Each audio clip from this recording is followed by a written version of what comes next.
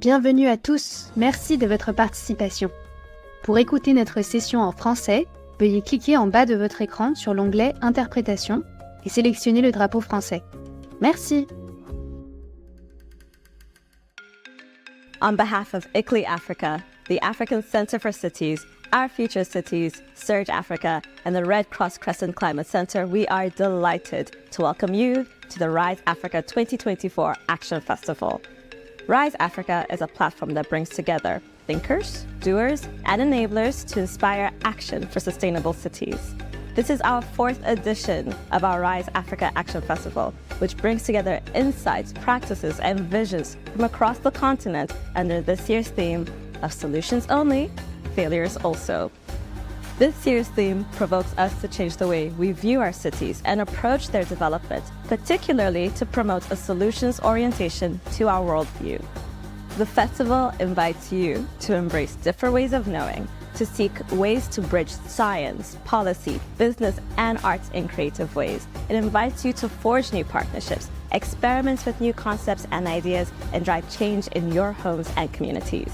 This year's festival, we are running a social media storm to share how urbanization is happening in Africa, that cities can be centers of possibility, and how we can inspire action for sustainable African cities.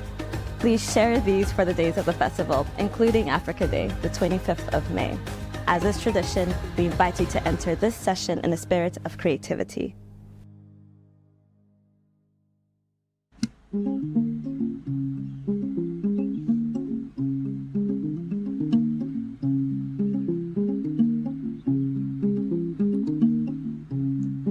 Niaje. My name is Ngatia. This is Timothy Erinaitwe. We are from Nairobi, Kenya. The poem we're about to do is called Ululeshu.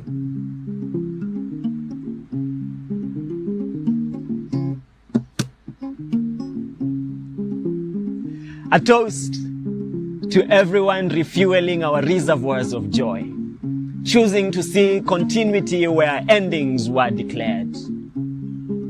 Those locking arms in the face of destitution, embracing hope with easy smiles, saying we will see this through and together.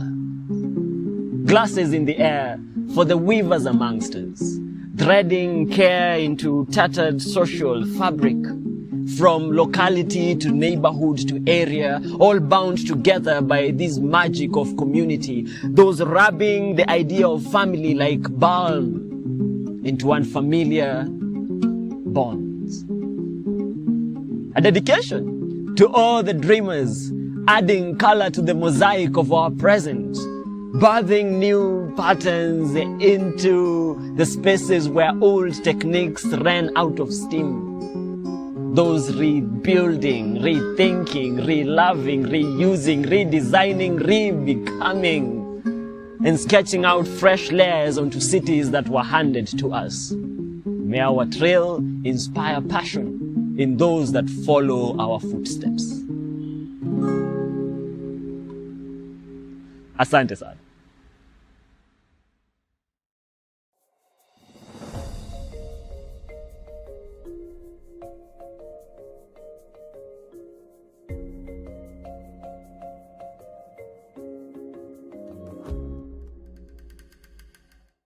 Well, thank you very much for joining this session, organized in the framework of Rise Africa and focused on transforming urban food systems, unlocking the potential of open innovation in African cities. My name is Angèle Tas. I work for ICLEI Europe, and we're co-hosting this session with EStà, who I will let them introduce themselves, will moderate this session today. Maybe let me start by briefly introducing the project in which this event is organized. So this event is organized in the framework of AfriFOODlinks. AfriFOODlinks is a 4-year project that has been running since December 2022 and includes a number of different partners, which you can see on the screen. And really the focus of the project is to strengthen linkages between food system stakeholders in cities across the African continent and Europe. AfriFOODlinks works on 3 main pillars. Really the idea of working on governance and multi-stakeholder governance at the local level, working on transforming urban food environments through real-world socio-technical experiments, and accelerating innovative and women and youth-led agri-food businesses in the cities that are part of the project. Ultimately, of course, this leads to what you can see at the top here of this slide, a shift to sustainable and healthy diets in African cities. Without going in too much detail, I just wanted to flag that the project really has some core values that are very much aligned with the principle of open innovation as well, including learning, inclusivity, novelty, collaboration, and sustainability. And these values are also core to the session today and to the concept of open innovation, which EStà will be describing in a minute. This is just a short overview of the main cities that are involved in the project. As you can see, there are 5 main hub cities. The city of Cape Town in South Africa, who will be speaking with us today. The city of Kisumu in Kenya, also in the meeting today. Mbale in Uganda, Ouagadougou in Burkina Faso, and Tunis in Tunisia. But in addition to these cities, we have a number of sharing and network cities all over the continent, as well as in Europe, with a view to really foster this city-to-city peer learning. And if you want to learn more, of course, about the project, we really invite you to have a look at the website. And I will hand over to Bianca Minotti from EStà about open innovation. Thank you, Angèle. I'm very glad to be here with all of you. I will actually pass the mic to my colleague Andrea, which will start the presentation. Thank you. Okay. Thank you, Bianca, and thank you, Angèle. So I'm speaking about Economia e Sostenibilità. We are an independent and non-profit think tank based in Milan. I'm here with my colleague Bianca Minotti, and together with ICLEI, we are organizing this meeting. We are working on this kind of topics since a lot of time, and we support local authorities, but also other kind of institutional levels in working towards sustainability. And here we are speaking about food sustainability in the perspective of open innovation. You can go on slide. And just a very, very short introduction about the food system. Maybe not all the people are here knowing exactly something about food system, so with different background. So just a few words to introduce the topic of open innovation.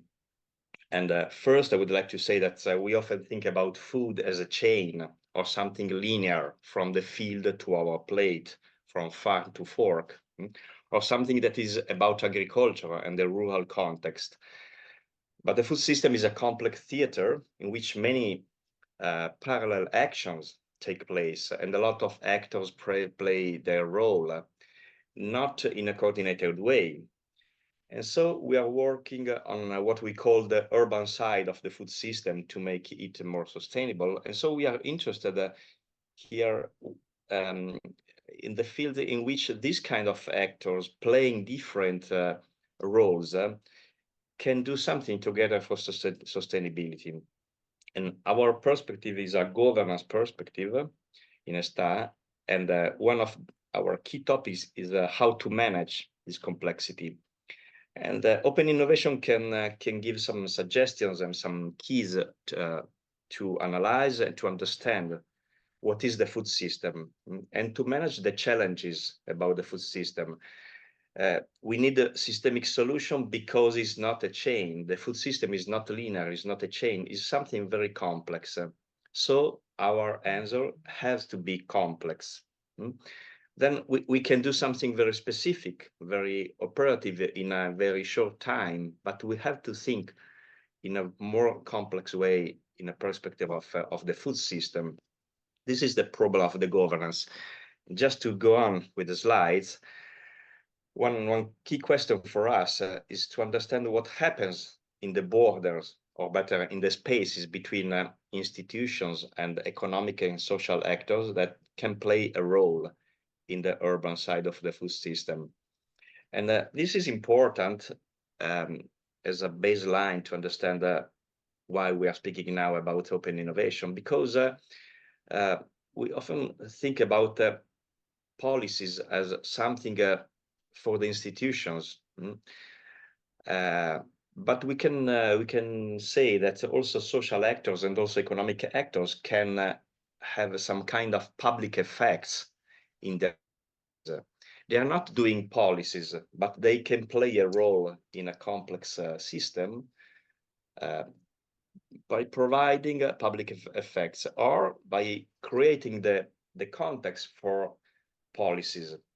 On the other side, we can have institutions that can play a role to create the context in which social actors and economic actors can work in practices, but in a perspective of a contribution, a very clear contribution to public policies. So when we are speaking about food policies or urban food policies or local food policies, we are trying to understand how to manage this kind of space and to facilitate this relation between institution and economic and social actors, to create food policies between social innovation, so what is happening, something innovative in the social bodies, in their relations, but also in the economic sector, and the institutional innovation. So the perspective we are trying to push in AfriFOODlink project, this kind of perspective, how to create a governance mechanism in which institutions and economic and social actors can play a role together by creating public effects. And so when we speak about open innovation, I am giving the floor to Bianca Minotti. When we are speaking about open innovation, is something in which we tend to share and to mix social innovation and institutional innovation. And now Bianca can go on by get deeper inside in this topic. Thank you. Thank you, Andrea. Just before I keep going with the presentation, I just wanted to let everybody know that there is the possibility of interpretation in French. On the bottom of your screen, you will have a little globe. You can click on it and decide whether to listen to this workshop in French or in English. I hope if you have any question or issue, please write down in the chat and we will try to solve your problems. So we were talking about open innovation. So what is open innovation?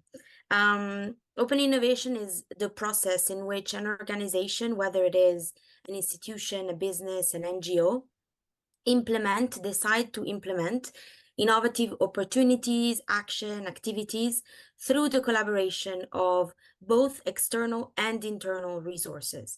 We're talking about an innovation that differs from the closed innovation one, where all the ideas and innovations and activities are developed within the organization limits. While in open innovation, the process itself of creating an innovation is incorporated by diverse perspective and expertise. That not only they go beyond the organization borders, the organization limits, but they also sometimes look at other markets, other topics, other themes that might have similar challenges or interesting solutions. Next slide, please. So as you can imagine, in open innovation, collaboration is key. Collaboration means in open innovation that a set of different stakeholders within a specific context, which share context drivers, decide to engage together to join capacity towards shared motivation with, I would say, the general aim to have an innovative outcome. And in order to achieve the collaboration and the innovation process, it is important that they put together each and every one of their specific expertise, experience, with the idea that diversity and inclusion is pivotal and key. It's a pivotal and key part of the collaboration process itself. Next slide, please. So for open innovation, as you can imagine, there are many different types of resources that can be used and many different types of stakeholders that can come together with joint action, from institutions at different levels to startup and businesses, to local incubators, to all the different stakeholders of the food supply chain, so from farmers to distributors, to directly consumers and citizens, for example, University and academia are also very important, as much as civil society and all the non-profit sector. But it's also very important to understand that besides these different stakeholders, there are some key figures that we call process enzymes that build and manage the process itself. Those are very important because they facilitate the relationship between the actors involved in the innovation process in order to mitigate the interests of all the different stakeholders and to push the common vision towards an innovative outcome. Thank you. So, no, I'm done. Thank you. So today before the roundtable, we have the honor to present a project that from our point of view is an example of a best practice in open innovation, exactly for the points and the ideas that I just mentioned. This is a project that is called Toolkit for People 2, in which EStà had the great pleasure to work along with Accra and the municipality of Mlomp. And here with us, we are very honored to have Philippe Correa from Accra, Senegal. He's the coordinator of the project Toolkit for People. And we're very glad that the mayor of the municipality of Mlomp, Idrissa Senghor, is here with us as well. Thank you for joining us, and the floor is yours.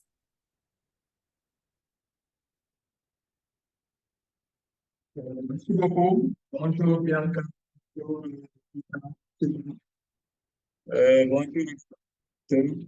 Monsieur le ministre et moi sommes très heureux de participer à cet événement de communication très important. Et nous allons vous parler du projet Toolkit for People 2 par rapport aux talk to you about the qui toolkit. mettre en place. Donc, le problème aussi du projet, c'est de contribuer à promouvoir une meilleure The aim gestion of des the déchets project à la commune de Moulon. En faisant la promotion des opportunités liées à l'économie circulaire, la consolidation de l'engagement des citoyens en faveur de la collecte sélective des déchets, afin de réduire les déchets abandonnés et brûlés. Diapo suivante.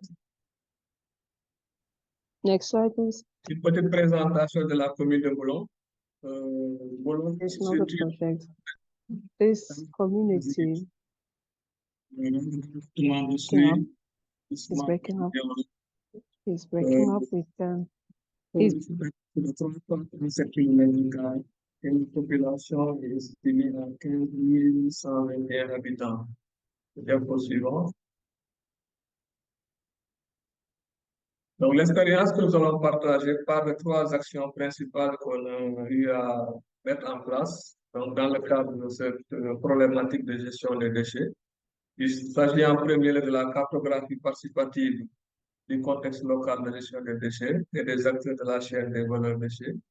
Ensuite, l'outil Toolkit permet de faire le calcul et la scénarisation des données de cartographie. Et en troisième lieu, l'outil permet de faciliter le processus en relation avec la municipalité de Moulombe. Diapo suivant.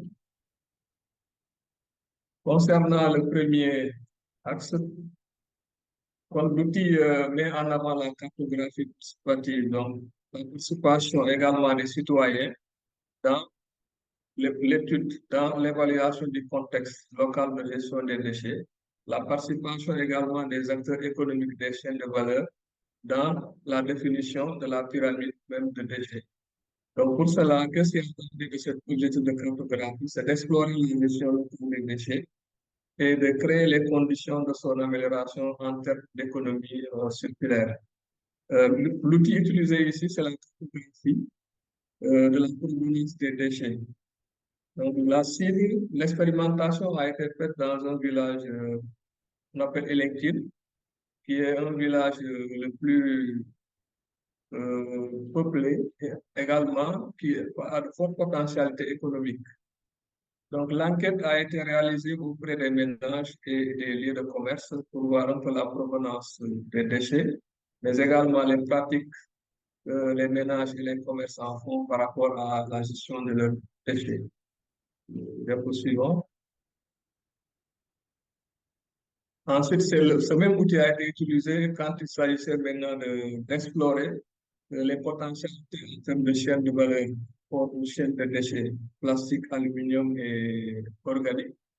Et il a fallu donc cartographier les acteurs potentiels qui travaillent dans cette chaîne, déjà pour voir qu'est-ce qui est déjà fait en amont et quelles sont les perspectives en termes de valorisation, de développement d'opportunités liées aux déchets. Donc, ces acteurs sont ciblés principalement trois filières de récupération, donc la filière plastique, la filière aluminium et la filière organique.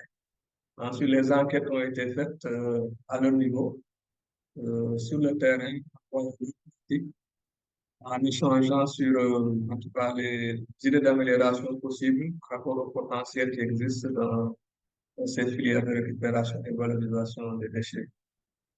Diapo, suivant.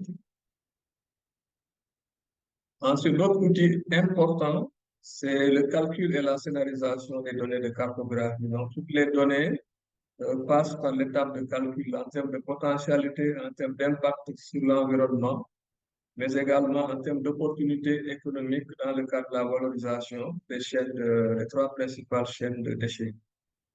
Donc, il s'agit d'estimer et de scénariser les impacts et les potentiels pour partage et appropriation. Donc, partage avec l'autorité locale, mais également partage avec les principaux acteurs, que chaque acteur sache dans quelle position il se trouve et quelles sont les perspectives, les opportunités qu'il y a, en tout cas de mettre en lien une corrélation, une connexion entre les différents acteurs pour développer les différentes chaînes sur lesquelles le projet a ciblé de travailler.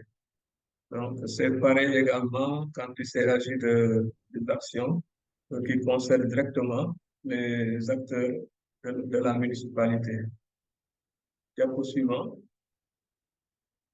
L'autre élément important également, c'est la facilitation de la relation. Donc, c'est un projet très participatif où la municipalité est au cœur donc, des interventions, mais également une forte implication de la population. Donc, l'outil est un outil participatif ici qui permet la planification, mais également encourage l'appropriation de toutes les actions par les citoyens.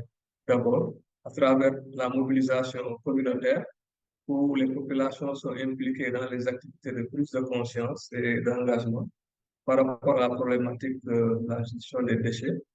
Ensuite, avec la municipalité, il y a la facilitation des cadres de concertation entre acteurs, donc qui interviennent de manière sectorielle dans le cadre de la gestion globale de l'environnement et spécifiquement concernant la gestion des déchets. Et la facilitation de l'élaboration du plan communal de gestion des déchets où un comité a été mis en place par le maire qui retrouve l'ensemble des acteurs. Hi, Philippe, are you able to hear us? Mais également l'organisation des différentes études. Donc, la mairie offre un espace de dialogue. Donc, toutes les actions, les études qui ont été faites font l'objet d'un partage et d'une validation de l'ensemble des autorités locales administratives. Donc, pour vous dire que l'aspect participatif... Hi, Philippe, are you able to hear us? Voilà, merci beaucoup.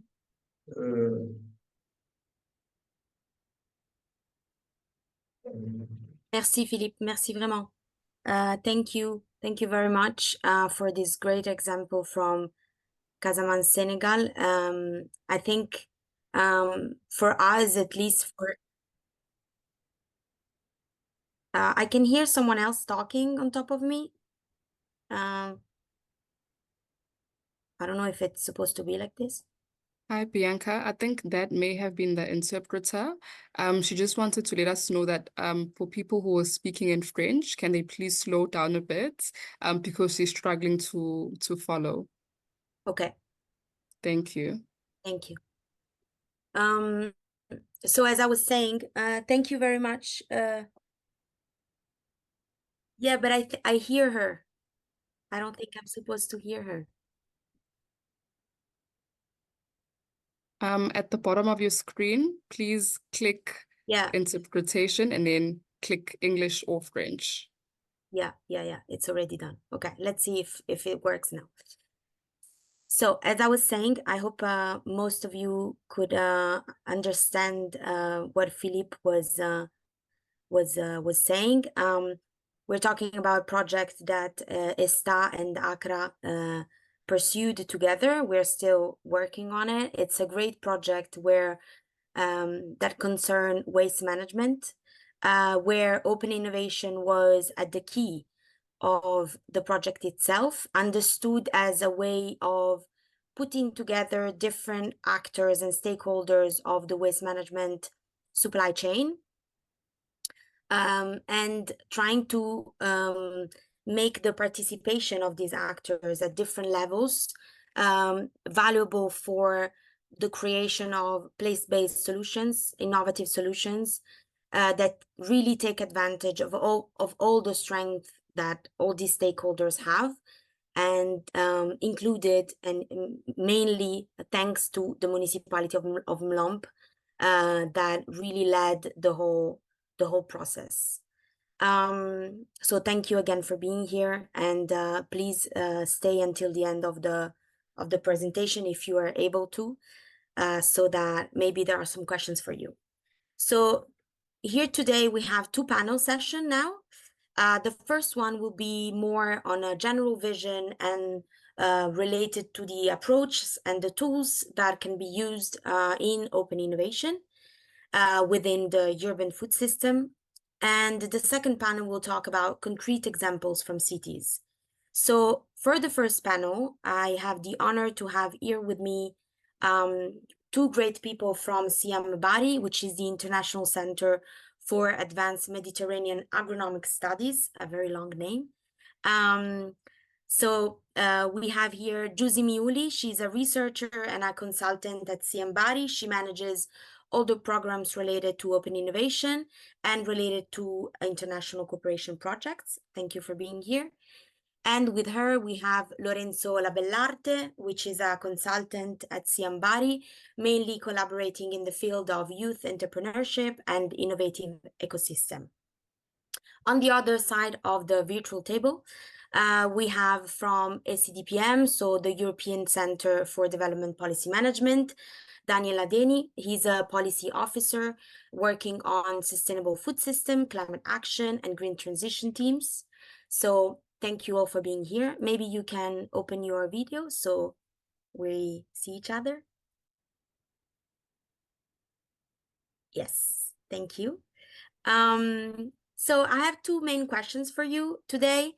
Let's start with the first one, which is, what would you say are the main approaches and tools for applying open innovation? In particular, I would like to know, for whom does open innovation work best in the food system? Like, for example, does size matter? Which sector work the best? And so on and so forth. Maybe, Siam, you can start? Yes, thank you, Bianca, and thank you for the invitation for this very interesting session. Following your presentation related to open innovation structure, CIAM-BARI, especially in our unit that is youth entrepreneurship and innovation ecosystem, we have open innovation experience on basically in three main aspects: in educational level, in business level, at civil society level. At educational level, we have a team of students coming from all around the Mediterranean area, so Africa, Middle East, and Balkans, that works together in order to find innovative solutions to food sector and food system. In that case, following the design thinking approach that is very, very effective in order to generating innovative solutions starting from human needs, they are able to create together with their different background, different experience, innovative solution for companies. At business level, we have the collaboration between already existing companies and mainly startups or research teams that already are working for some solution so they can collaborate effectively with companies. And at city level, I invited here my colleague Lorenzo Labellarte to explain what we are doing on that topic that I think that will fit very well the discussion today in how open innovation can be an effective ally in order to find solution for the food system and for improving the quality of life. Thank you. Thank you to the presenters. Thank you to my colleague Giusy. I am Lorenzo Labellarte. Nice to meet you. To answer the question whether there could be some good tools for applying open innovation, for sure. One of the main tools that we used and we experienced in it was the use of Living Lab. The Living Lab approach, maybe a lot of you know what I'm talking about, is putting together an innovation, an ecosystem based on people. Which means including actors from the academia, business organizations, civil societies, like also citizens, as well as governmental organizations. And why I'm talking about Living Labs, because we implied this approach to come to a solution in the metropolitan city of Bari, which started from the practices that were already existing in the city. So also connecting to what Andrea Calori was saying before, that policies are also could be based and constructed on already existing practices from citizens instead of politicians. And in our case, that was the experimentation that we did. We started with several initiatives. We were working with the food and agri-food sector, recovering food waste, recovering abandoned land, for example, or doing some activities in lands which were, for example, confiscated to organized crime, and gave it back to the people, to the citizens.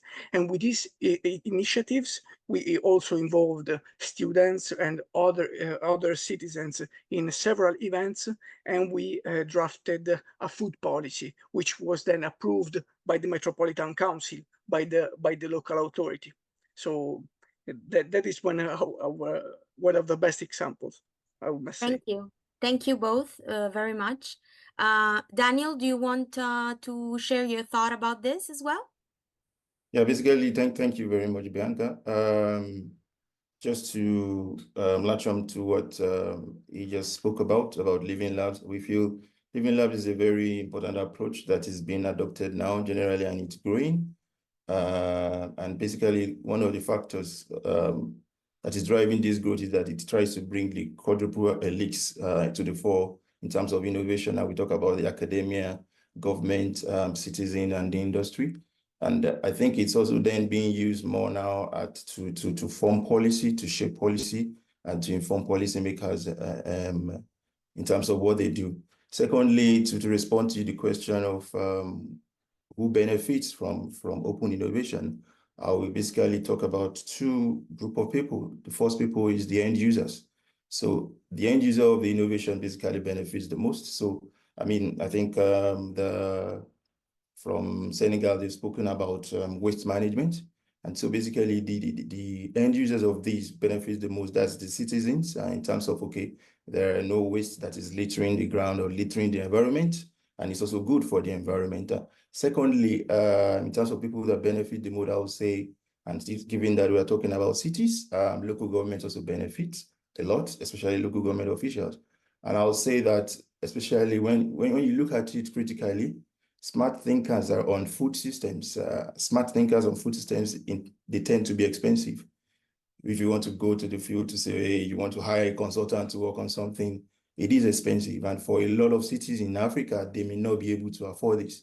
But then when you do open innovation, maybe it's a community of practice, living lab, different kind of models, then you are able, as a local government, you're able to access new ideas.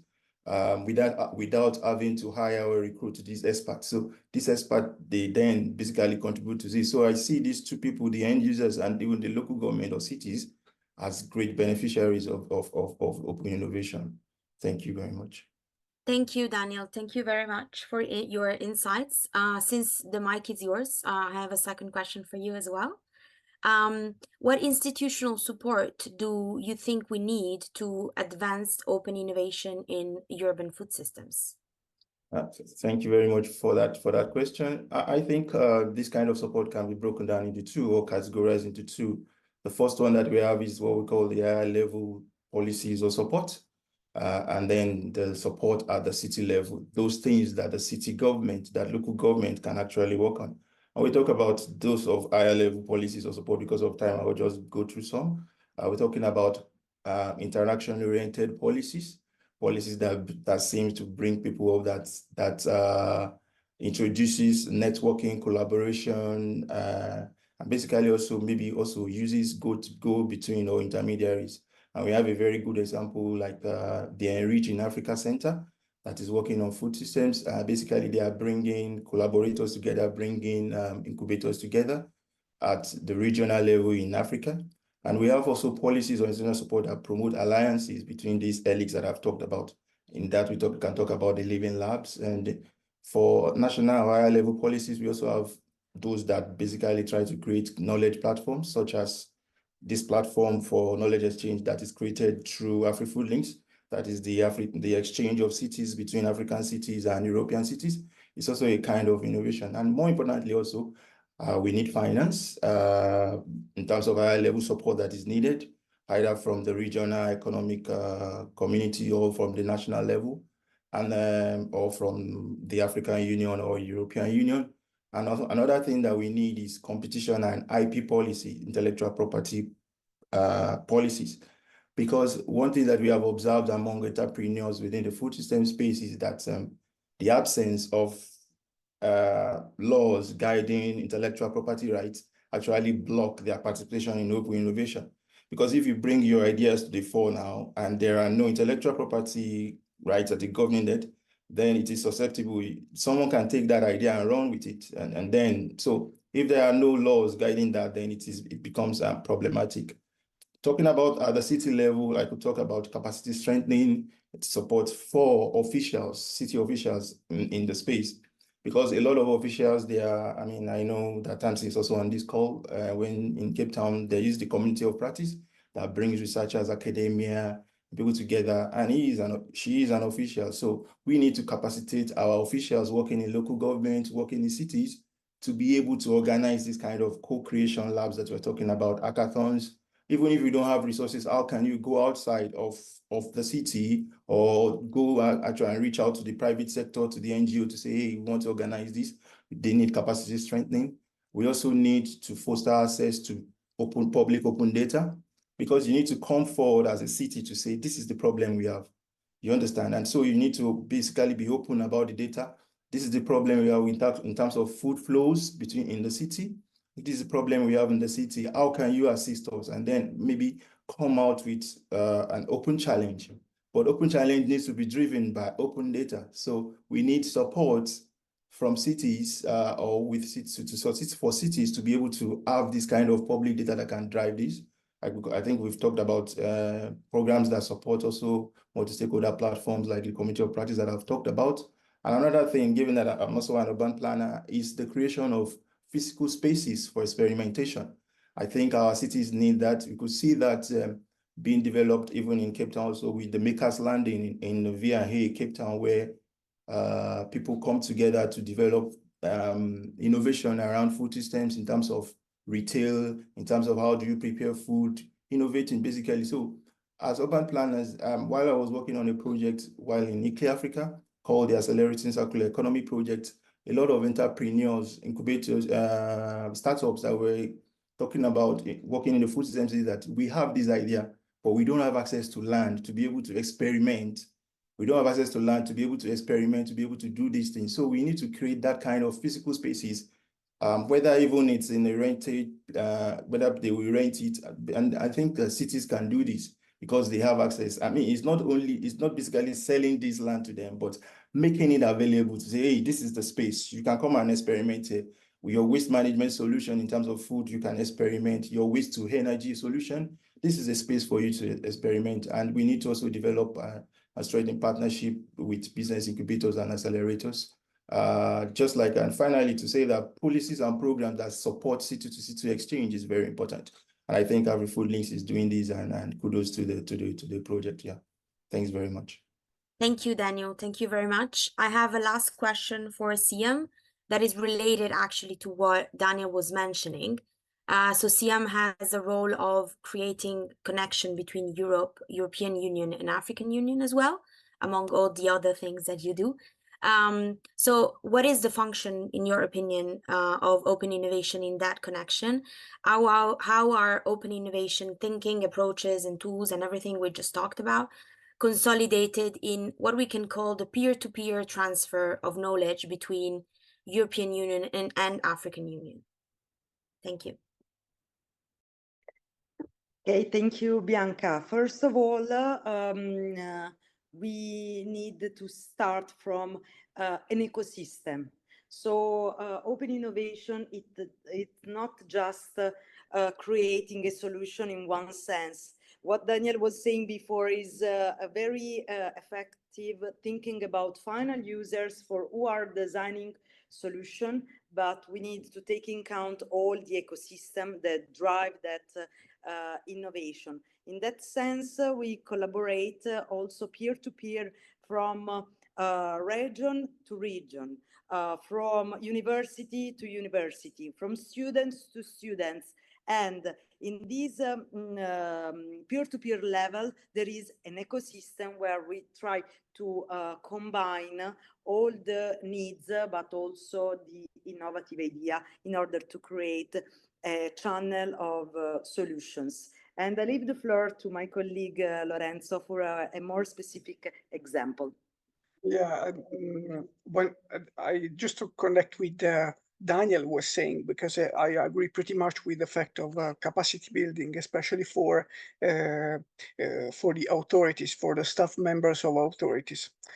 I think that this is very relevant. And one example that we can bring is that the course we are developing also together with EStà for Italians members of municipalities to strengthen their capacity towards the implementation of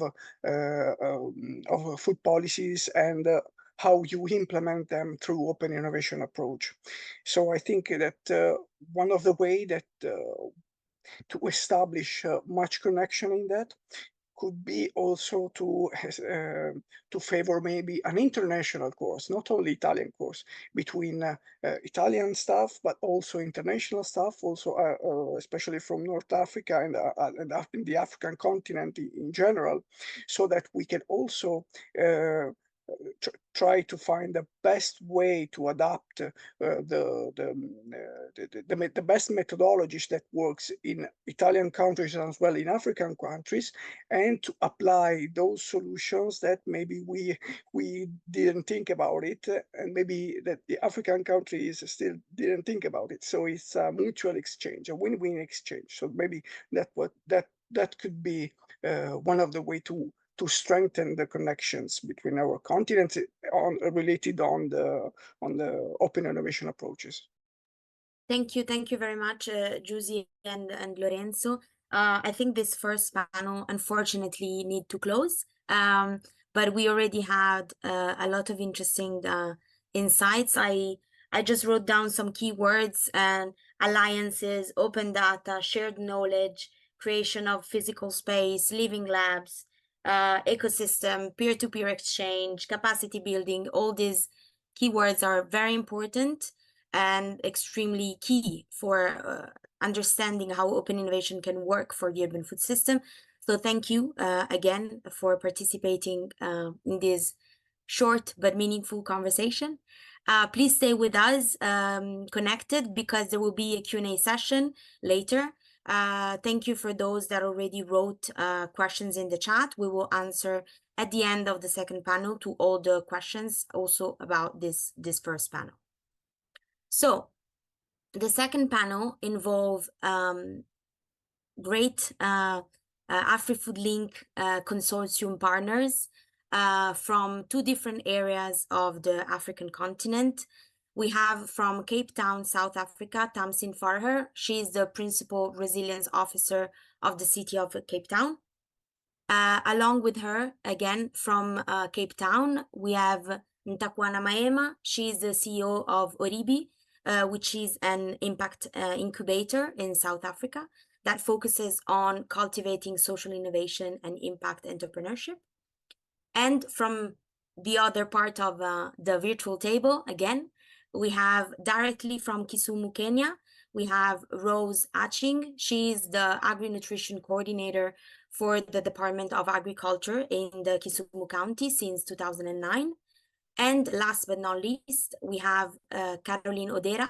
She's the founder and executive director of WISE, Women in Sustainable Enterprise, which is an organization that empowers women and young people to build sustainable enterprises and businesses. So thank you very much for being here with us. I have a couple of questions. I will start with the one directly for the city officials, so Tamsin and Rose. My first question for you is, what does it mean for a city to set policies with an open innovation approach between policy and practice? Do you have any specific example that you want to bring from your city, whether policies that used the open innovation approach or activities and practices directly implemented in your territory? And if you have, if you have some insights that maybe can be helpful to other cities regarding barriers to open innovation from cities. Thank you. I don't know who wants to start first. Maybe Tamsin? Sure. And hello, everyone. I wasn't sure I'd be able to attend this webinar. So I asked a colleague, Tommy, who actually is on the call, if he could, because his department, which is different to my department, the Economic Development Department, has been doing some pretty cool innovative stuff around bringing stakeholders together. And they've created something called the Food and Beverage Growth Coalition. And then Tommy attended the speaker's briefing and he came back and he said, no, I'm not the right person. This needs to go to the innovation department. So in the innovation department said, yeah, well, we've got this little project and we've got that little project. The reason for, and then it got complicated and I am able to join. So here I am. The reason for telling this little anecdote is the danger of having things in departments. And the importance of names, because innovation should be something that is transversal, that is in all of our work. You shouldn't be going to a department to do the innovation. And our innovation guys do amazing stuff. In fact, last week they had a hackathon. So we have these resources. We sometimes draw them in for workshops to do design thinking around a particular issue. They can only, however, get us to a certain point, and then we need to go, and the specialists need to drop down and get into the detail. Innovation is something that pops up in a lot of the city's documentation and the policies and strategies, etc. And I do worry that it's become a little bit like sustainability or even resilience, where it's like, yeah, it's resilient, but like, what does that actually mean? What does it look like? And I don't think Paul's on this call, but he'll be laughing at me asking that question, because I like, what does it look like? How do we evaluate it? And if you can't see it in some way, then you can't, then does it exist? Going back though, and drawing this back to AfriFOODlinks and to food systems, we are doing a really cool little project, a pilot in Langa. And I didn't think of it as being innovative. All I thought I'm a built environment professional, as you guys can see from the chat. I just think of it as being good design and designing public spaces properly and authentically and thoughtfully. But then when I pulled this team together within the city, and it also wasn't intentional that it would be a city team, but I'm so chuffed that it is for many reasons, we've discovered that it is actually innovative. And it's innovative simply because city officials don't work together. They don't actually all come together around a project and say, hey guys, what are we doing? How do we do this? And so that has actually been the biggest innovation of the pilot thus far. We haven't built anything yet. So hopefully there will be other manifestations that we can, and tangible, that we can kind of start to evaluate. But it's that thing of, is innovation a thing in itself, or is an innovation actually a process?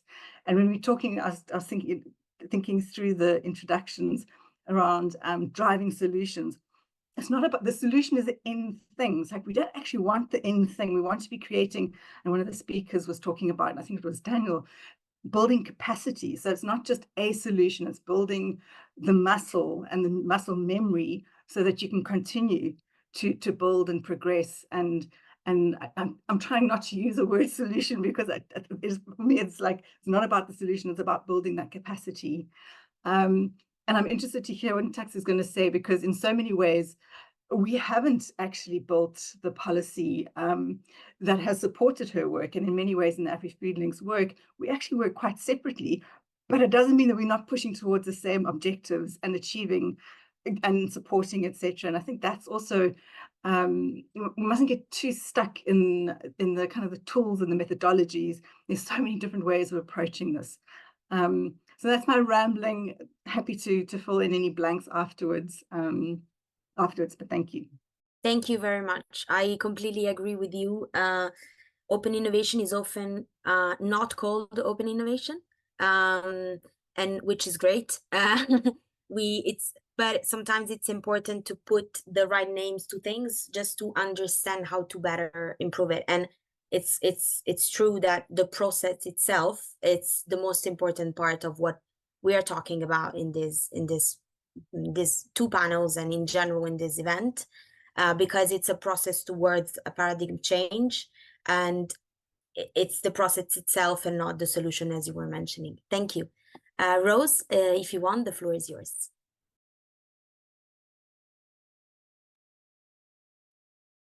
Thank you, Tim. What I can say here is that it is an open innovation approach in city policy that is more inclusive. It's transparent and dynamic process for urban governance, and this leads to a more resilient and responsive city. So it's quite okay. Cities stand to benefit from open innovation in city policies. So in the following ways, we have some ways in the county and even for Kenya, but I'm basically talking about the county, but we also anchor them from the national documents. So in Kisumu, this enables, it enhances problem solving when we come to these documents, because by tapping into the broader pool of ideas and expertise that are involved in the documents, the cities can develop more into more effective and innovative solutions to urban challenges. And also, the second one, I would say that it also leads to increased civic engagement by the community. And when I say the community all, including even the civic, so the citizens would always feel more involved and valued when it comes to ideas affecting the cities through those papers. And this is through the policy making process where they are involved, can be worked on and then taken to them to agree. And that leads to higher level of trust and cooperation between the public and the government. And we actually witnessed that when we were doing Kisumu Food System Strategy. They were all involved, from the county assembly, the public, and the sister departments. And then also it now increases cooperation between government and public.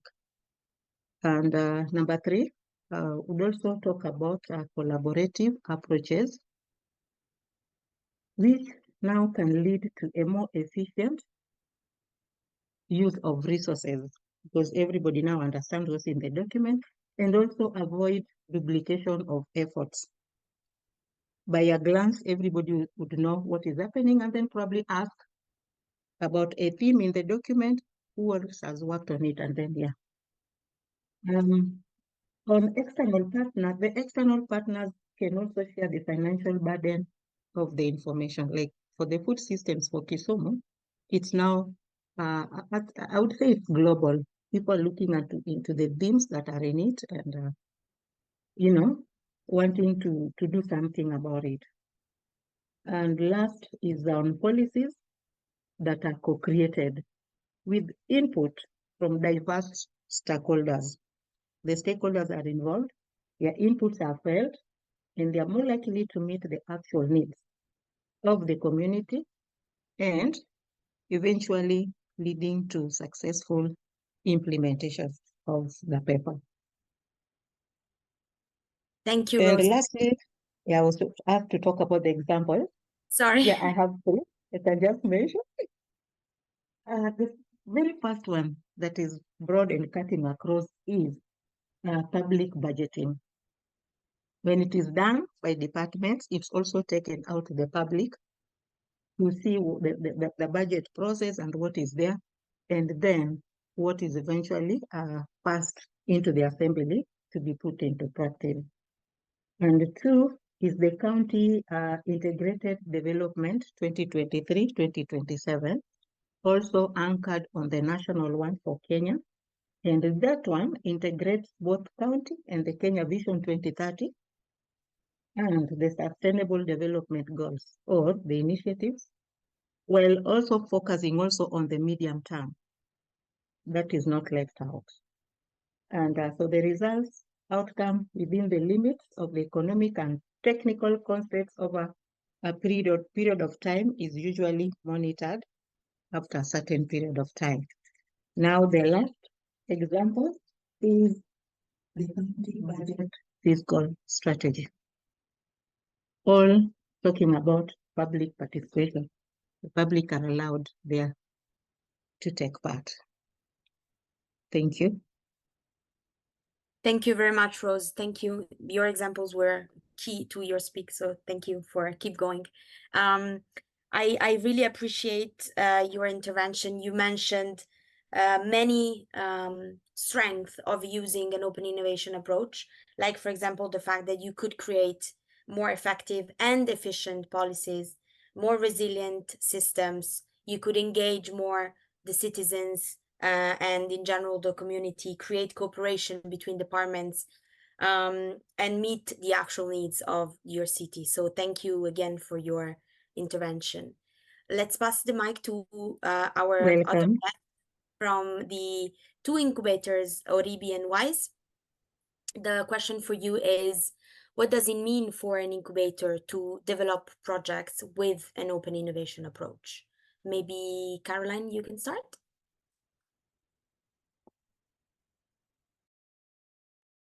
Yeah, thank you, Bianca, and thank you, Rose, and everyone on the panel. Good to see you all. So for an incubator such as WISE in Kisumu, we hope, since well, we have innovation as one of our values at WISE, so I'm still thinking whether we could rename it as open innovation. Not closed innovation, but I still think we need to rename it as open innovation. But yeah, so looking at the food systems, and thank you for the previous speakers for highlighting the overview of the webinar and also the food system. Looking at the food system is quite complex, and recently I'm part of learning something about network. It's called Network Leadership Series. And it got me thinking that this, the approach that we need to apply in this theme is a network approach, because we have various stakeholders to work with. Initially, well, because we were thinking about just innovation, we didn't think about open innovation, so we've just been working in silos. But I think we need to give it a network approach with all the relevant stakeholders. That is actually AfriFOODlinks actually avails all the stakeholders in this platform. So so in that learning process, there's something about 5 C's. So the first C is clarity of purpose. There's convening, cultivating, coordinating, and collaborating. This is very practical for this, and especially for this project, because we actually convene and the purpose is very clear, so everyone knows what is his role, and collaborating, all these 5 C's. So, I mean, if we're going to develop, I mean, our approach to this, not just food system, but all the incubation processes that we do, it is important that we give this approach of network approach for this work that I think we actually do very well with entrepreneurs. Yeah, because most of the time entrepreneurs, you know, I mean, most of them, they struggle a lot with competition. Some of them don't even trust the ideas or even these stakeholders. But now we realize that we all need each other, so that you don't struggle alone as just an entrepreneur. You can form synergies with other entrepreneurs, and even just going back to what the other panelists say, in terms of consultancies, you have to pay extra resources to, I mean, to get the job done. You can still form a network and collaborate with the other person, so that yeah, to reduce your cost, but also just to make the business sustainable. So network approach is one thing. The other thing that we have not done very well that I think we need to be promoting is joint ventures. And I mean, that, you know, it boils down to individuals in businesses, because most entrepreneurs just like doing things solo. But if you bring in the issue of why can't you form a network and join in forces with someone else, well, people seem to be very skeptical, but I think it needs a lot of work from incubators such as us to show value in joint ventures, so that businesses can be able to be sustainable. Yeah, so that is what we've not done very well, but of course it takes a lot to talk to entrepreneurs and just show them value of the benefits of working as a joint in joint venture. The other thing would be crowdsourcing and co-creation, which I think we are doing very well in this project. But the issue, the ideas are, I mean, running hackathons and competitions, you know, idea competitions. That's very well. Yeah, it goes in line with crowdsourcing and co-creation of ideas. So the thing is, we don't have to wait for, you know, a fund or funding to come for food system, and then we start working for, you know, start running these hackathons and idea competition. The thing is, I think we need to be very consistent. Just from forming that network approach, we need to work together with the local universities, especially, I mean, that are now based in cities and counties, to be able to run, because they have a lot of students. And one thing about, you know, Africa and Kenya, we are suffering about unemployment. So, I mean, where do you channel all the youths after graduating, or how do you get that energy out of them? So I think getting those hackathons and idea competitions should be a consistent process, not just one-off process when we are funding. But we are doing it in this project. But I am pretty sure that we will be able to marshal a lot of resources to be able to make sure that this is very consistent and working together with the other stakeholders in the network. And last but not least, the idea of knowledge hub. So, well, until in this project, I learned about the knowledge hub, which, well, I didn't know it before, but looking at it, it's very interesting, because just considering how you can get a lot of all this knowledge from, you know, from all these stakeholders and from different cities, and just even anchoring the knowledge hub in one of the hubs. I mean, it's very interesting. So our role would be as incubators is to make sure that this knowledge is very accessible to the entrepreneurs. because if you talk about entrepreneurs, there are different levels of entrepreneurs. There are those incubators that work with urban entrepreneurs. There are those who work with rural, local entrepreneurs. So, I mean, a rural entrepreneur cannot be able to go through the website, AfriFOODlinks, and get all this knowledge. And yeah, so it would be helpful to just have that knowledge hub, borrow from the AfriFOODlinks. I'm just using up AfriFOODlinks because it's a project we have right now. But just getting that knowledge and anchoring it within the hubs, and then now it's upon the hub to look at ways of which we can make this knowledge be able to be accessible to all the entrepreneurs, so that this whole process, if they want to be, I mean, if you want to ensure that hackathons or idea competitions are consistent, then entrepreneurs can be able to just walk into the knowledge hub within that hub and just get something to work on to solve a challenge in this regard, food challenge. So yeah, so those are my sense for Thank you very much. Thank you, Caroline. I love your 5 C's approach. It's amazing. We should tattoo it on ourselves.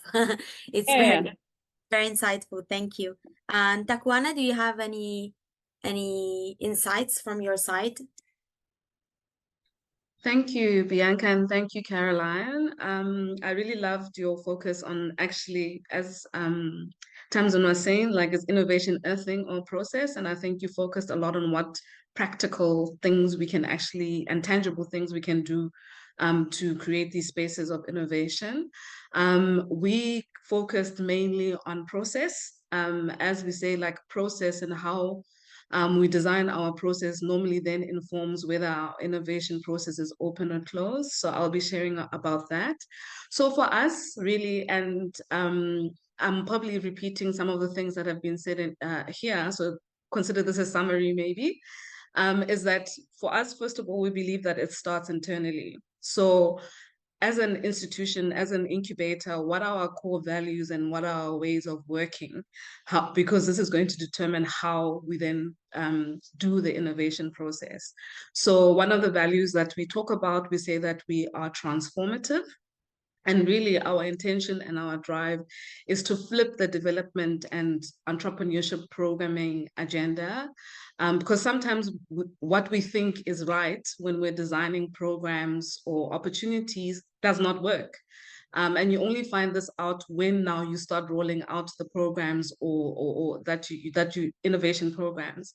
And therefore it means that we also need to learn to let go of what we designed and be able to be adaptive and responsive, of course, within the boundaries and the constraints that we have, because those normally exist within program ideas. Then another thing is that we also often see marginalized places or people as recipients of innovation. So for example, if you take the open innovation work, or for example, where corporates collaborate with academia and trying to create these innovative products in order to provide products and services to people that are underserved. Oftentimes it's like, how do we take these innovative products and services to the people that are underserved, as opposed to challenging ourselves and our partners around in what ways can we center their creative intelligence and their ability to make and create. And in order for us to be able to unpack this when we are now running these innovation programs, is that we usually, with our programs, we like to first unpack what the definitions, because we all, as an institution and incubator, sees a certain definition, like food security in a certain way, the city, for example, in a certain way, or academia has very strict explanations of what definitions are. And normally the people that we're working with, then it's like, how do we then unpack what we understand by definitions? And oftentimes, how do we create new definitions that's going to inform the rest of the process?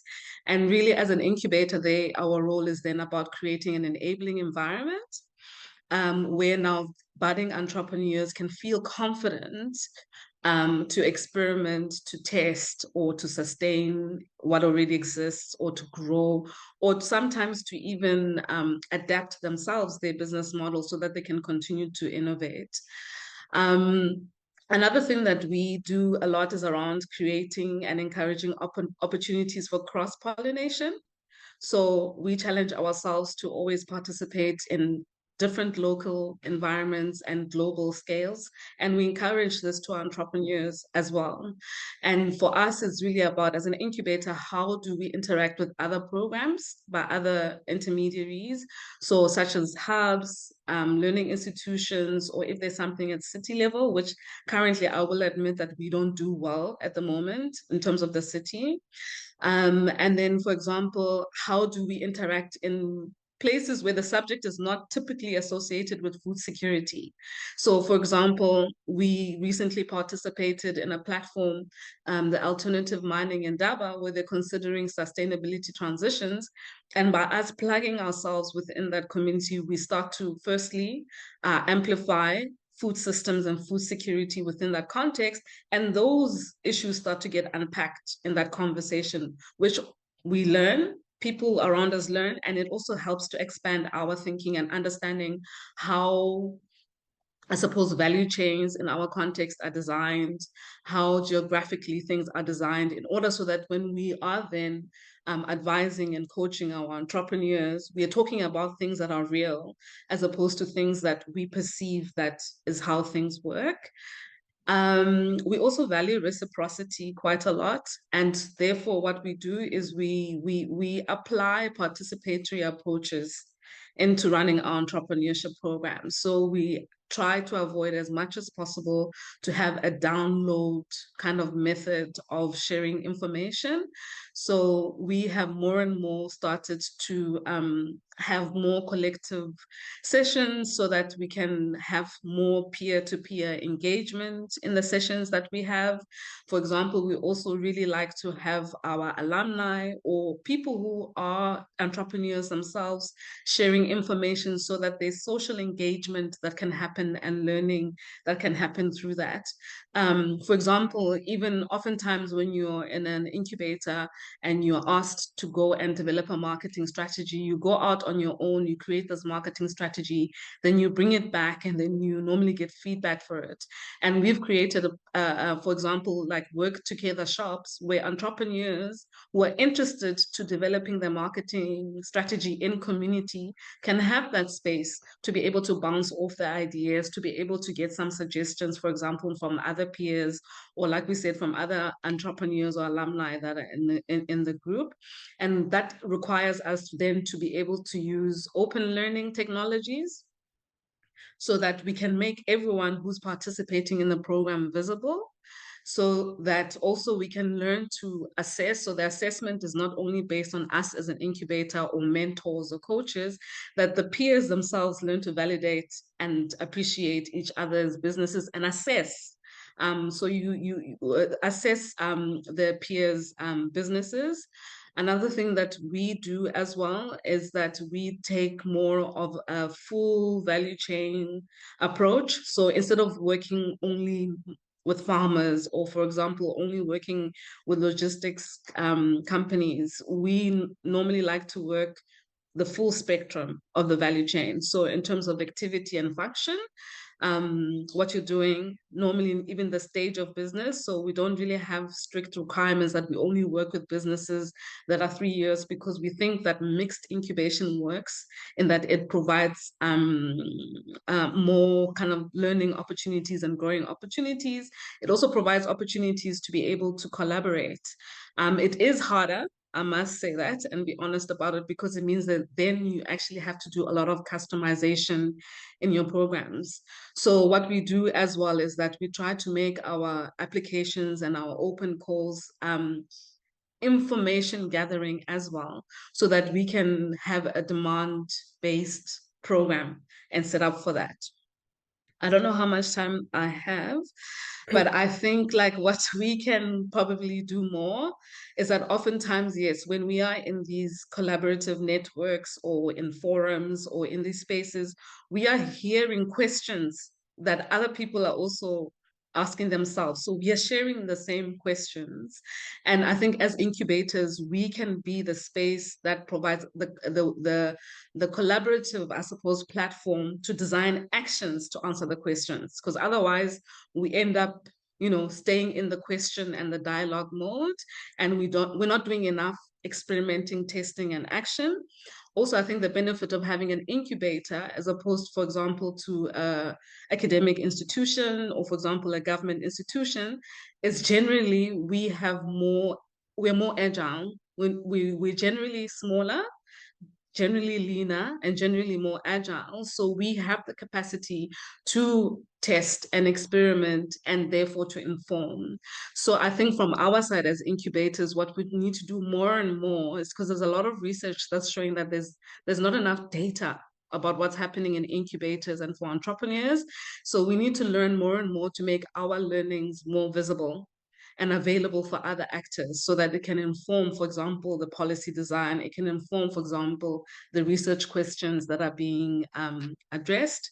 And then again, I will agree with Caroline that move away from programs like Oribi's programs and more to consortium programs, because there, again, you get to challenge and expand yourself, and therefore also find shared outcomes or shared open innovation challenges that can be resolved through our platform, which is entrepreneurship programs. Thank you very much for your insights. You mentioned something that wasn't mentioned before, that is to unpack the definitions, and I think that is extremely important when we talk about open innovation. It's also to understand what other people think and understand about a specific topic and change in a way to improve in a way the way we perceive our own thing. And as you were mentioning, being an incubator can be very important as creating that space where those definitions can change and we can change together the understanding of the challenges but also the solutions. Thank you very much. So there are a few questions in the chat. So I think it would be good if we start answering some of them. The first one is for Philippe Correa, so for our friends from Accra, Senegal. So the question is, the PowerPoint in French highlight the participatory approaches in waste management. How was it implemented? How effective was it in winning the buy-in by stakeholders, community, etc., triggering demand, so on and so forth? Philippe, the floor is yours. Participative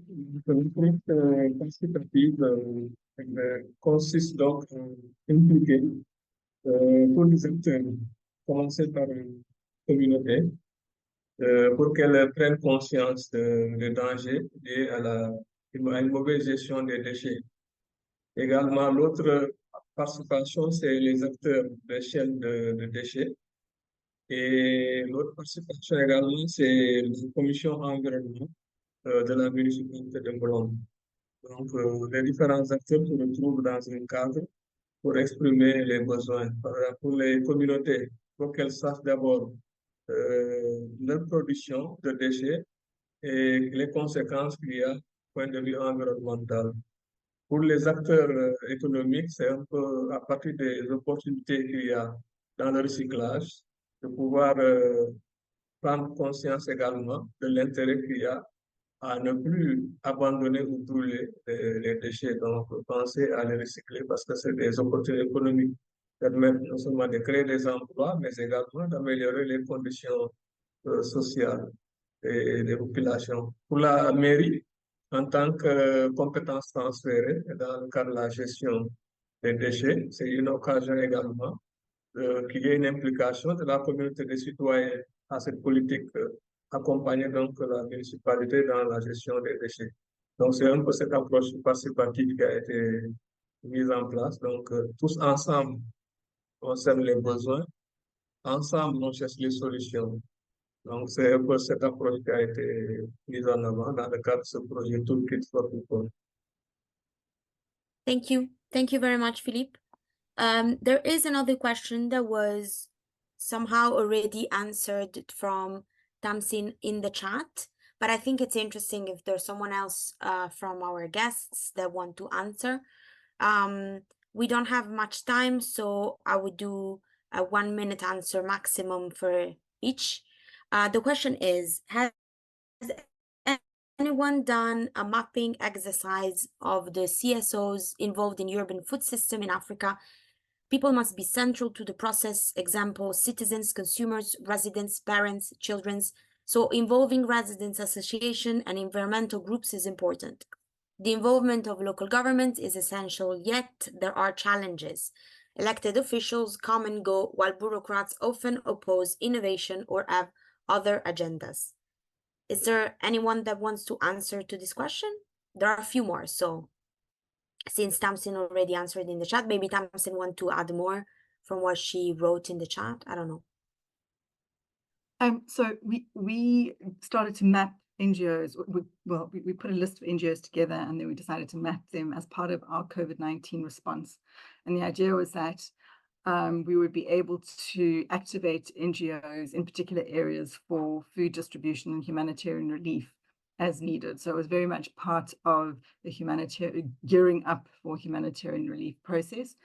But it was also with the intention of, and we didn't get there unfortunately, of actually making it public so that people could identify where support was available close to them, as well as in giving NGOs, CBOs, CSOs, etc., an opportunity to collaborate with each other and leverage off each other's resources and to develop their own network. So there were a number of different kind of entry points into that piece of work. Needless to say, we didn't achieve everything, but we do have them mapped still. We need to update that because obviously post-COVID, the picture has changed quite a bit. But I think it is a very important part of a disaster response, as well as then obviously the engagement around policy and strategy and everything as the question pointed out. Thanks. Thank you, Tamsin. Thank you very much. Is there? I just wanted to add to what Tamsin is saying. It's amazing to hear about the mapping work that's been done. One thing that we have also realized is when we host, so I forgot to mention that even our strategic sessions, we normally host it, for example, if we're working with girls are there from the beginning of conception to learning. But for example, one of the comments that they make is that what they see in their community or in their school is thousands of NGO coming into the space, but they never get to interact with these NGOs. They don't know what they're doing, or they get two NGOs coming with the same offer and the same kind of commitment that they need, and therefore now they struggle with their commitment issues. So I think it's also understanding like mapping at a desktop level and also mapping at the level of the people that we are working with in our work. And sometimes what that does as well, it also starts to bring up people that are more informal. So we do have formalized NGOs that are registered, that are participating, but they also informal sort of solidarity-based organizations or gatherings that exist in community that are actually supporting the work that we are trying to achieve. I just wanted to add that. Thank you. Thank you. Very, very important. Thank you. Okay, there is another question from the floor, which is establishing community land trusts can provide legal protection for urban farmers by taking land out of the market. What, if any, examples exist in urban Africa? We need to resuscitate some aspects of traditional African land tenure systems in the cities. Is there anyone, even from the first panel, is there anyone that is willing to answer to this very important question?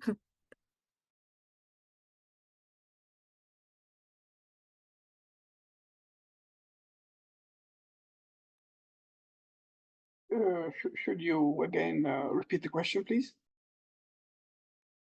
Of course. So the question is there any example in urban Africa about community land trusts that can provide legal protection for urban farmers by taking land out of the market?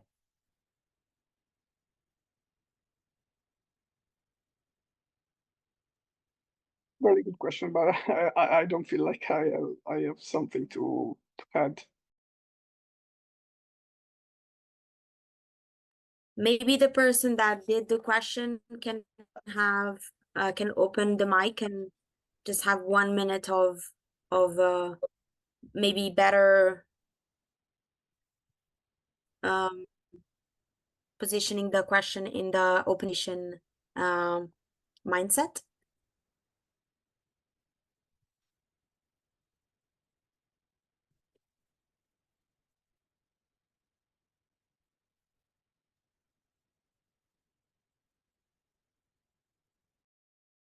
Muted. Okay, Hi. we have another question, other two questions. Yeah, carry on. Hi. Please, you wanted to say something? Well, I just think it's really important for food security and people involved in producing food in the cities that they have security of tenure. Growers work on a much longer timescale than politicians and city officials. We need 5, 10-year, 20-year leases on the land if we're going to follow sustainable agriculture as opposed to extractive agriculture. So I'm particularly interested in the structural protection that growers can have. Sorry, I'm Mike Davis from Harare, Zimbabwe. Thank you very much. Nice to meet you. I don't know if okay, I see some hands popping. I don't know if Florence Segal wants to say something about this, or maybe I know she had another question. Please, Florence, the floor is yours. No, I think it is on this because whenever I listen to meetings on innovation, the first thing I think is important is to start looking what is the local experience that exists, the traditions, the bylaws, the things we can build on.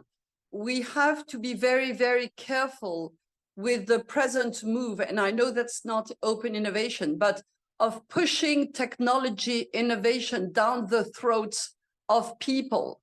And this is going to aggravate the present problems rather than solve them, in my perception, because it's only driven by economic concerns, and it's going to generate benefits for people who can afford those technologies or who are selling those technologies. So very often you feel that we should go back to the past before it's completely forgotten, in particular when we're talking social issues, to see what is still useful, review it, and then build upon it or integrate it in the policies we want to do. And that's going to be important for local cultures to empower people, for participation.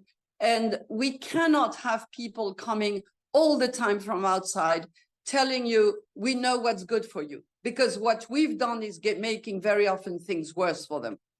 Thank you. Thank you very much. Tamsin, do you have an answer on this?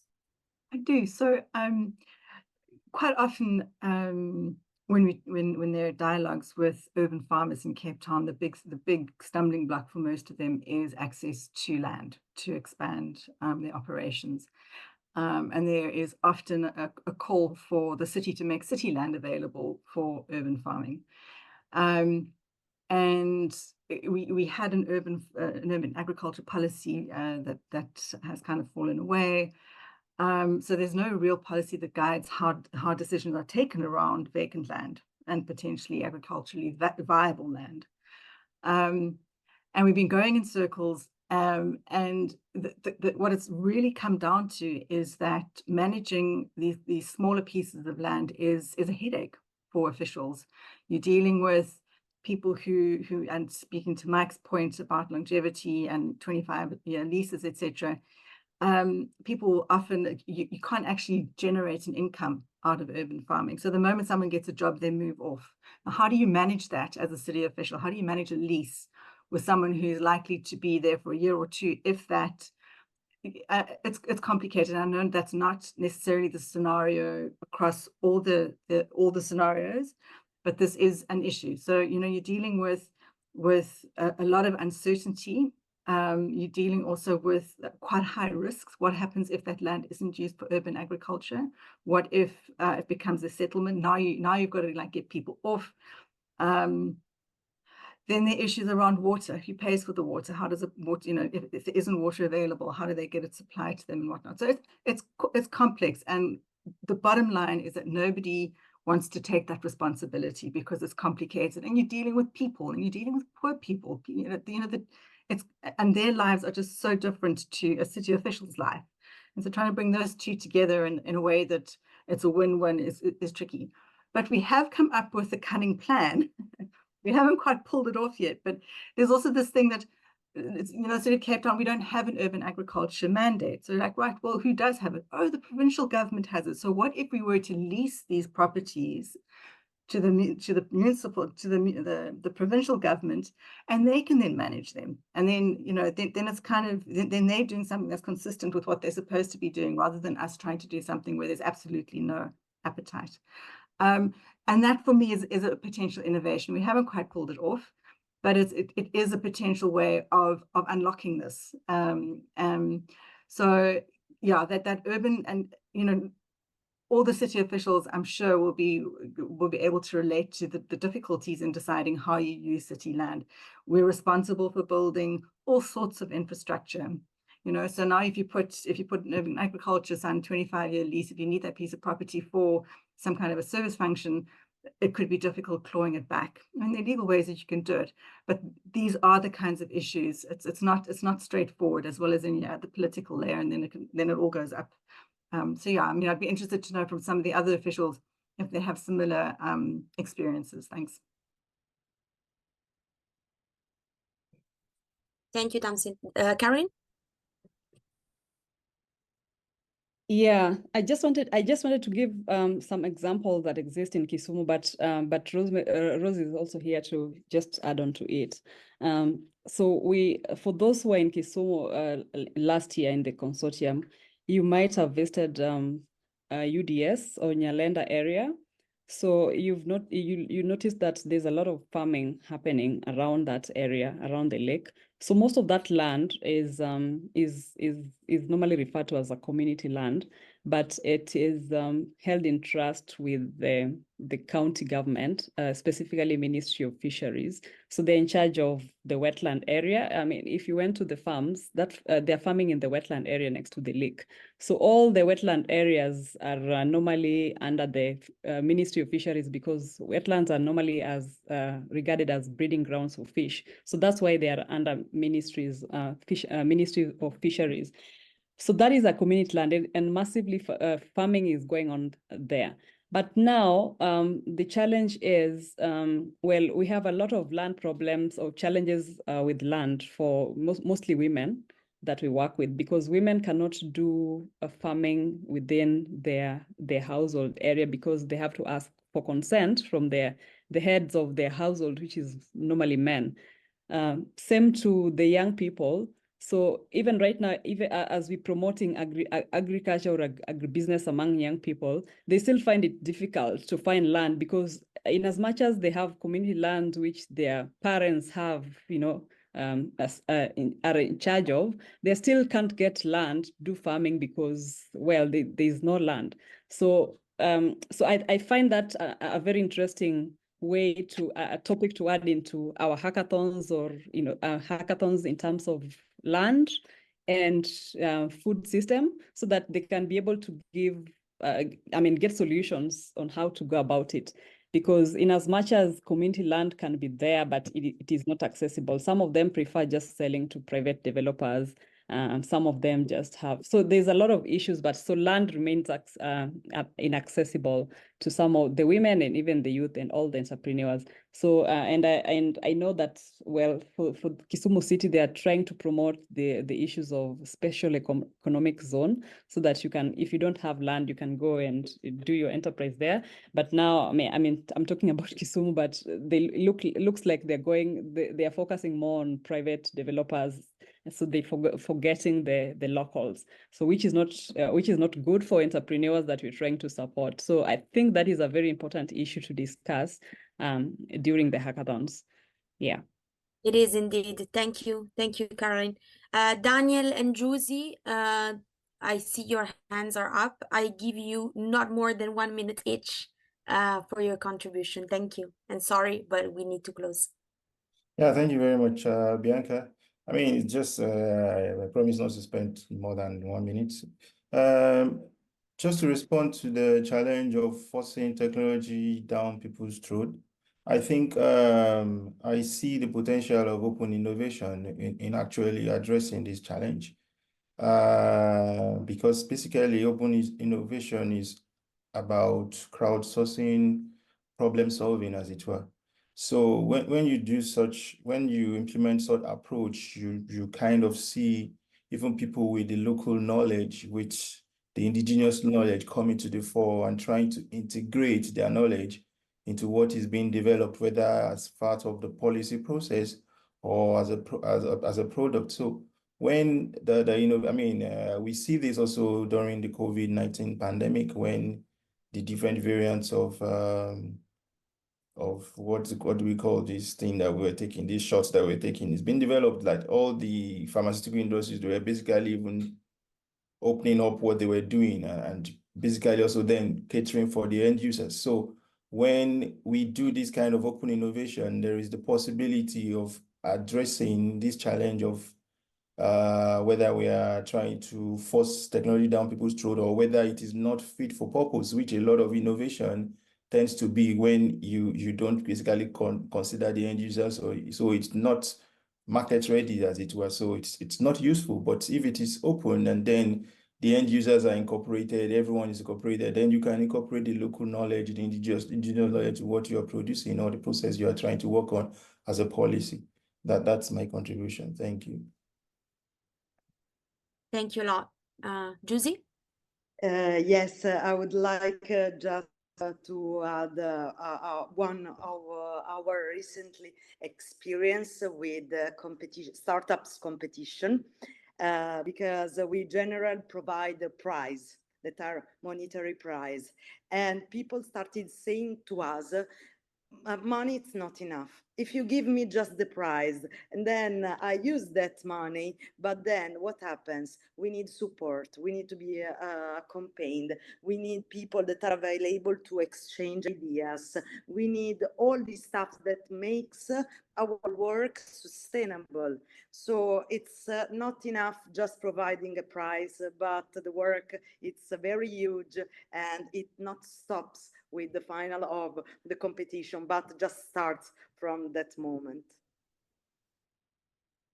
Thank you, Josie. Thank you very much. And thank you all for those that gave a contribution today, intervene. Unfortunately, we don't have the time to have any more questions, but for those that have their hands up and I cannot give the floor to you, maybe you can write down your question in the chat so that everybody, or your contribution, so everybody can read it. Unfortunately, we have to close up.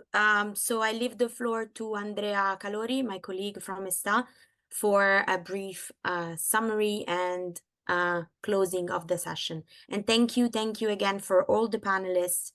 It was great, great discussion, amazing insights, and very nice to see all of the people that work with AfriFOODlink and also externals to the consortium to come together in the name of open innovation. Thank you. Thank you, Bianca. Yes, I took some notes, but I don't want to summarize, but rather to pick up some common keywords.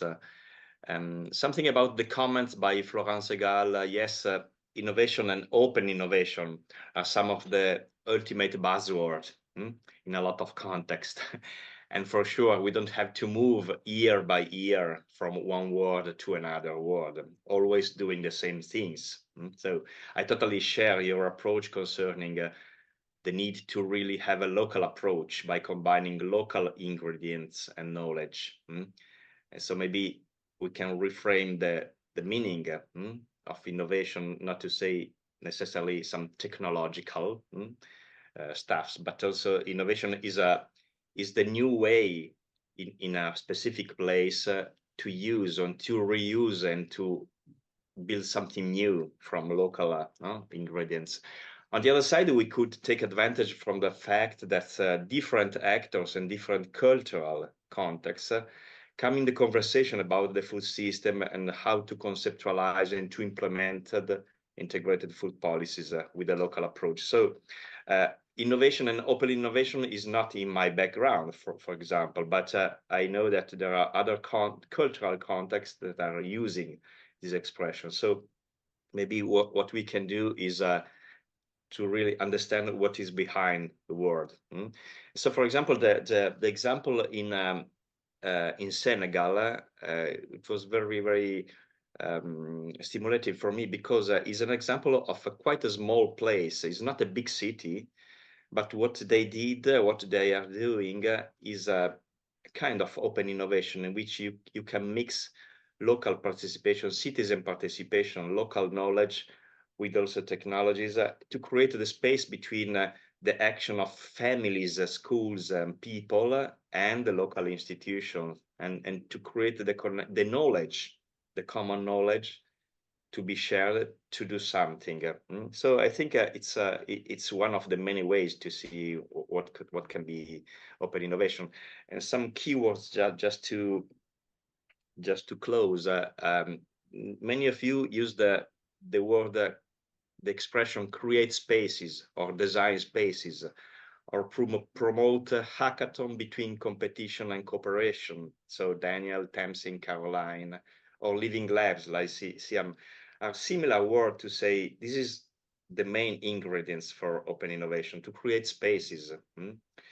And then a second word, maybe a second step, is to create and to establish knowledge platforms.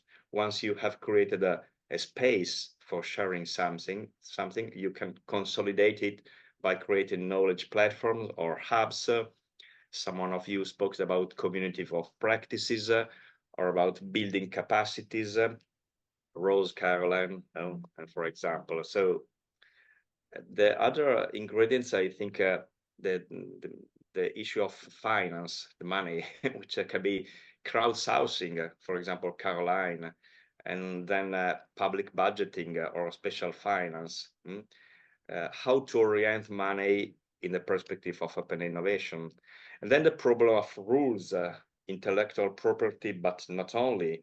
Community land trust is a problem of rules, for example. So what kind of rules for open innovation? And then just to close, I think that it was used the word enzymes. I think that to create spaces and to build something together, we do need enzymes, not only facilitators. Yes, we do need facilitators for roundtables and so on, but enzymes is something more. It's people that are able to create connection and to orient in a project perspective. We have to build the space.